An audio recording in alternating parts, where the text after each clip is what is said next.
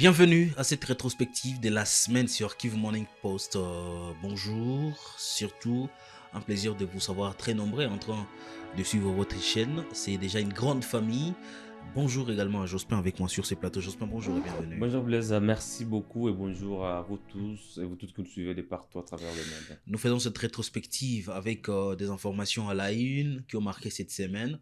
Le retrait est effectif du 1-23 à Ouvira. Ouais, c'est l'actualité qui a en tout cas dominé toute la semaine parce que après le retrait des unités d'observation et de monitoring à Uvira, il y a eu déplacement Mhm. de populations de la communauté Banyamulenge qui se sont estimées en insécurité à Uvira, sachant que les Ouazalènes doivent aller venir juste quelques heures après et ces populations se sont dirigées vers Camagnola. Dès là, ils ont été visités par des autorités de l'F-123, dont le professeur Freddy Kaniki, qui est le coordinateur adjoint à charge de la mobilisation et des questions financières. Mais aussi, il était accompagné par un grand notable d'Ouvira, de la communauté Banyamulenge également, Moïse Nyarugabo, et ils ont adressé des messages de réconfort à ces populations, promettant à ces populations qui vont encore regagner leur foyer à Uvira. On va en parler, cette détermination, surtout des membres de la communauté Banyamulenge, mais on parle quand même de ces chaos qui a régné à Uvira lorsque la 23 s'est retiré. On a vu des cas de pillage, et des règlements des comptes. C'était évident que ça allait venir, Blaise. Vous allez vous rappeler du communiqué signé par Corneille Nangaa. Ça devait être le 16 janvier, le 16 décembre plutôt, après juste le premier retrait des combattants de la 123. Le mouvement avait demandé la constitution ou l'établissement d'une force neutre. C'était pour sécuriser la population et pour prévenir d'éventuels cas de violence et surtout des pillages. Parce que c'était évident que ça allait venir. Vous savez dans quelles conditions les Ouazalènes de l'FARDC ont quitté Uvira. Et après leur départ d'Uvira, il y a eu des manifestations sporadiques des populations, certaines populations d'Uvira qui étaient contentes de la prise d'Uvira par l'F-123, d'autres qui ont participé à des manifestations et à des activités de l'F-123. Et au retour de Ouazalendo ou des FARC, c'était évident qu'on allait assister à des scènes de pillage et surtout des vandalismes et des violences. Mais quand même, il faut noter un fait. Les forces armées de la RDC, c'est l'armée régulière, c'est l'armée régalienne. Peu importe ce qui se serait passé. Mais il faut préciser aussi un élément à ces stades, Jospin. Les forces armées de la République démocratique du Congo sont venues après. Ce sont les Ouazalendo qui ont commencé. Bien sûr, c'est pourquoi je voulais souligner ce fait-là. Que quand même, les forces de la RDC sont différentes des Ouazalendo, un tout petit peu, même si on sait qu'elles se livrent aussi parfois à des bavures. Mais au moins, eux, ces militaires-là, ont prêté le serment de servir sous le drapeau et de mourir pour la RDC, pour les populations congolaises. Donc, ces forces-là sont censées protéger la population. Peu importe des civils, peu importe qui est des civils qui ont soutenu la F-123, qui ont participé aux activités de la F-123, ils ont droit à la protection de la part des forces armées de la RDC. Mais côté Ouazalendo, c'est un peu différent. Plusieurs des Ouazalendo avaient déjà commis des actes de pillage, de tracasseries, des violences contre des civils. Et vous savez qu'il y avait même des heurts entre des factions Ouazalendo en pleine ville d'Uvira qui ont causé même des morts. Il y avait des échauffourées, des altercations entre des Ouazalendo et des FARDC causant des morts parmi les civils et des militaires avant même l'arrivée de l'F-123. C'est-à-dire que c'était imprudent, très imprudent de laisser les Ouazalendo entrer directement à Uvira après le départ des forces. Donc je pense qu'il faudrait qu'on mette déjà en avance une force de FARDC pour sécuriser la population. Peut-être une unité de la police, parce qu'on savait que l'F-123 vient de se retirer volontairement et de bonne foi, comme l'avait dit Corneille Nangaa à Bukavu. C'était évident qu'il n'y aura pas de combat. Parce que même à l'entrée, l'F-123, il n'y avait pas de combat dans la ville. Uvira n'a jamais connu de combat. Uvira n'a pas connu de combat entre l'F-123 et les FARDC. Donc c'était imprudent Du coup, de ramener des forces lourdement armées, Wazalendo, incontrôlées, qui ont commencé à tirer déjà des balles en l'air et d'autres sur des habitations, touchant certains civils. C'était imprudent. Bon, je ne sais pas la chaîne des commandements qui a décidé que ça se passe ainsi. Peut-être que c'est parce que les gens étaient tout proches de la ville. Mais il faudrait quand même que les forces armées de la RDC puissent revoir la façon de travailler avec les Wazalendo parce que ces derniers sont à l'origine de plusieurs cas de violence sur des civils. Il faudrait, moi je pense, Blaise, à mon humble avis, qu'on commence par ramener d'abord la police. La police ou une force d'autodéfense. Pour établir l'ordre. Pour établir d'abord l'ordre parmi la population, pour éviter qu'il y ait bain de sang. Une police parce que Uvira, ce n'est pas un champ de bataille. L'AF-123 s'est retiré sans combat, comme elle était entrée sans combat. Donc on n'a pas peur que si c'est la police, ils seront peut-être délogés 2 jours après parce que il n'y aura pas de combat dans cette ville. Et c'était imprudent de commencer par ramener de la zone parce que ce qui s'est passé après, nous avons tous suivi. Depuis Uvira commence, des maisons de Banyamulenge ont été détruites, même des maisons qu'ils prenaient en location ont été détruites. Certains Banyamulenge qui sont restés ont été copieusement battus, menacés. Et selon leur représentation à Kamanyola, certains seraient portés disparus jusqu'à l'heure où nous parlons. Et moi, je me dis que ce sont des violences ou des violations des droits humains que nous ne devons pas laisser passer inaperçus. Nous sommes quand même des leaders d'opinion, nous sommes des journalistes.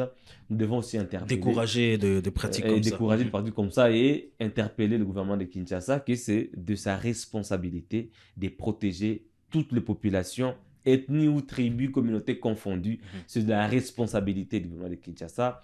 C'est de la responsabilité des forces armées congolaises et de la police nationale congolaise de protéger ces populations qui sont à Uvira ou ailleurs. Il y a une crise humanitaire pour ces déplacés qui ont fui Uvira vers Kamanyola. Ils n'ont pas où dormir, ils n'ont pas de soins, ils n'ont pas de quoi manger.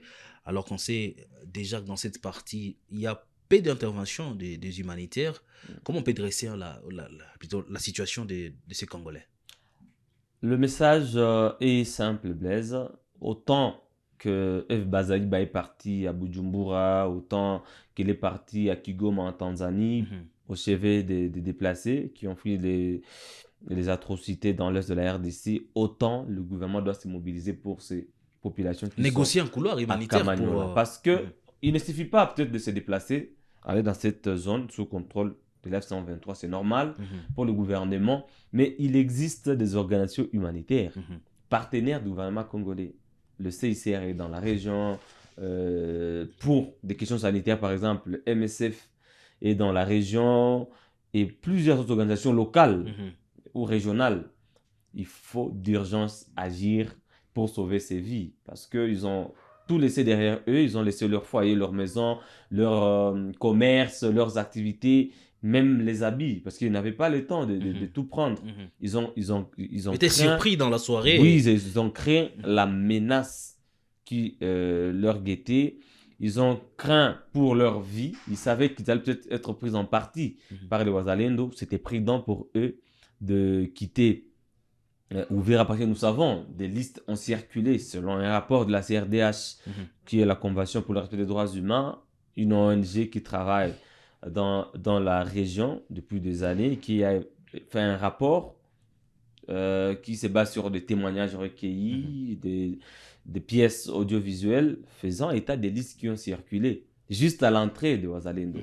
Et moi, je pense, pour ceux qui disent que c'est faux, c'est évident. Il y avait des menaces. Ça allait venir. Nous savons ce qui s'est passé quand on demandait le départ du général Gassita. Nous savons que les Banyamulenge ont été pris en otage, d'autres qui ont été confondus aux Rwandais. Des vidéos où certaines populations leur criaient dessus existent.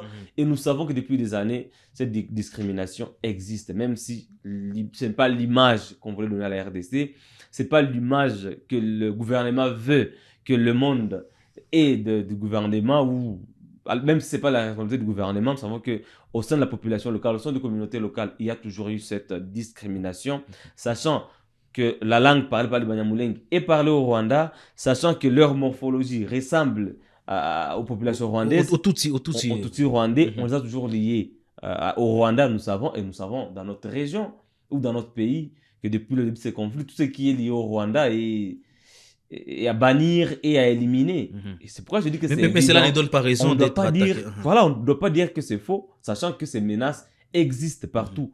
Même à Kinshasa, on a vu certains c'était sur le phone qui ont la morphologie rwandaise être plus en partie filmés, humiliés, pour dire que c'est vrai, ça s'est passé, mais le message est clair, ce sont des Congolais qui vivent dans cette région depuis plusieurs, je peux dire siècles maintenant, et il n'y a aucune raison de continuer à les lier au Rwanda parce qu'ils n'ont pas de place au Rwanda, ils n'ont pas de nationalité rwandaise, ils n'ont pas de villages, de collines, ils n'ont rien au Rwanda. C'est donc urgent pour le gouvernement congolais de venir en aide à ces populations-là parce que la crise humanitaire qu'on a vécue dans le haut plateau avec les blocus humanitaires risque encore de s'aggraver. Imaginez le sort de ces populations-là qui sont à Minembwe, qui ne peuvent pas descendre à Uvira. Parce qu'ils sont considérés comme des ennemis à Uvira.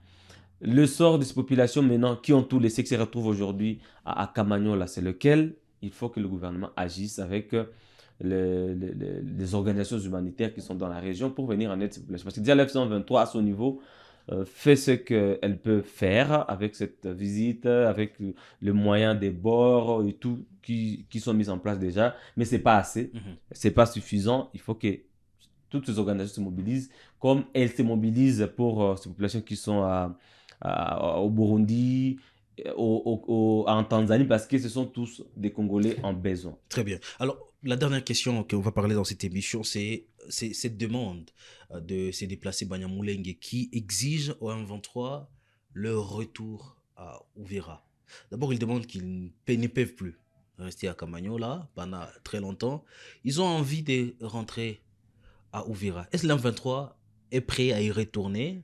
Est-ce que l'M23 va ouvrir un couloir pour se déplacer, d'y rentrer? C'est prudent de cette façon-là, sachant que la zone encore occupée par les Wazalendo. D'abord, le M23 ne peut pas permettre le retour de ces citoyens Banyamulenge à Uvira, sachant que les Wazalendo sont encore là, sur place. Mais si jamais le gouvernement... Ça serait interprété comme s'ils sont chassés. Non-assistance à une population en danger. Mais si le gouvernement pouvait prendre en considération nos recommandations, établir une force de la police qui va contrôler Uvira dans la ville et laisser les Wazalendo et d'autres forces burundaises et les FARDC aller en profondeur vers les lignes de front ou reculer même jusqu'à Makobola. Même Makobola, c'est un centre, aller dans les périphéries où il y a peut-être des fronts ou des camps, des défenses et tout. Laisser ce centre-là à la police pour permettre le retour de ces populations. Une police professionnelle qui va assurer la sécurité de la population et de ses biens. Là, ça serait facile pour la 123 de laisser aux populations d'Uvira qui veulent rentrer chez elles, rentrer. Mais si ce n'est pas le cas, donc c'est par la force. Imposer une force, revenir dans la ville, chasser encore les Wazalendo, et ça risque de causer des petites bandes. Est-ce que l'M23 va répondre à l'appel des populations Banyamulenge? Déjà ce sujet de Corné Nangaa, qui est coordinateur politique du mouvement, lors de l'échange de vœux à Bukavu. Il a dit que son mouvement dispose d'une armée puissante et forte qui, si elle voulait, elle peut rentrer à Uvira dans les heures qui suivent même leur décision. Si c'est aujourd'hui ils veulent, demain ils peuvent se retrouver à Uvira. C'est ce qu'il a dit. Et on ne peut pas peut-être dire qu'il a menti parce que nous avons suivi avec quelle vitesse le M23 a quitté des Kamanyola à Uvira. Ça n'a pas pris une semaine. Et donc, selon lui, ils ont quitté Uvira de bonne foi. De bonne foi pour donner chance à la paix, pour faciliter les futures démarches, les futurs pourparlers. Et je pense que c'est la position qu'il faut garder. Il faut donner chance à la paix, il faut exploiter cette brèche, voir jusqu'où elle va amener ces processus pour trouver une désescalade au conflit. Moi, j'encourage le mouvement dans de telles initiatives parce que vous ne pouvez pas imaginer combien de vies ont été sauvées en acceptant de quitter sans combat et en s'éloignant de la ville d'Uvira. C'est plusieurs vies qui ont été épargnées. Il faut continuer sur cette lancée, donner une chance à la paix. Et maintenant, le sort de ces populations, c'est maintenant ça la grande préoccupation. Vous avez été à Camagnola, je ne sais pas s'ils sont dans quel espace, si c'est dans une école ou si c'est dans une église, comme les gens peuvent le voir dans des images. Il faut maintenant prendre ces populations en charge. Et ce n'est pas facile.